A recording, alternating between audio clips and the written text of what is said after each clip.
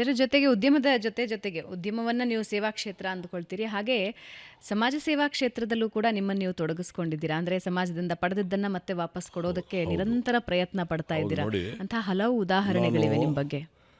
ತುಂಬ ಜನ ಯುವಕರಿಗೆ ಹೇಳ್ತೀನಿ, ತುಂಬ ಜನಕ್ಕೆ ಸಮಾಜ ಏನು ನಮ್ಮ ಸಮಾಜ ಏನು ಮಾಡ್ತಾ ಇದೆ, ಏನು ಕೊಟ್ಟಿದೆ ನಮಗೆ ಅಂತಾರೆ. ಆದರೆ ನಾನು ಹೇಳ್ತೀನಿ, ಸಮಾಜ ಇಲ್ಲದೇ ಇದ್ರೆ ನಮ್ಮ ಹುಟ್ಟೇ ಇಲ್ಲ ಅಂತ. ನಮ್ಮ ಹುಟ್ಟು, ನಮ್ಮ ಬಾರ್ನ್ ಏನಿದೆಯೋ ಸಮಾಜದಿಂದನೇ ಬಾರ್ನ್ ಆಗಿದ್ದೀವಿ ನಾವು. ನಮ್ಮ ತಂದೆ ತಾಯಿ ಹಡಿದ ತಕ್ಷಣ ಆಸ್ಪತ್ರೆ ಯಾರು ಕೊಟ್ಟಿದ್ರು, ಗಾಳಿ ಯಾರು ಕೊಟ್ಟಿದ್ರು, ನೀರು ಯಾರು ಕೊಟ್ಟಿದ್ರು, ರಸ್ತೆ ಯಾರು ಕೊಟ್ಟಿದ್ರು, ಸಮಾಜ ಕೊಟ್ಟಿದ್ದದು. ಇಮಿಡಿಯೇಟ್ ಭೂಮಿ ಬೀಳ್ತಿದ್ದಂಗೆ ನಾವು ಅದನ್ನೆಲ್ಲ ಉಪಯೋಗಿಸ್ಕೊಡ್ತಾ ಇದ್ದೀವಿ. ಅದು ಸಾಲ ತಿಂತಾಯಿದ್ದೀವಿ, ಅದು ನಾವು ತಿಂತಾಯಿದ್ದೀವಿ. ಸಮಾಜದ ಕೊಡುಗೆ ಕೊಡಲೇಬೇಕು ಪ್ರತಿಯೊಬ್ಬರೂ. ಸಮಾಜ ಇಲ್ಲದೆ ಬದುಕಲಿಕ್ಕೆ ಸಾಧ್ಯನೇ ಇಲ್ಲ.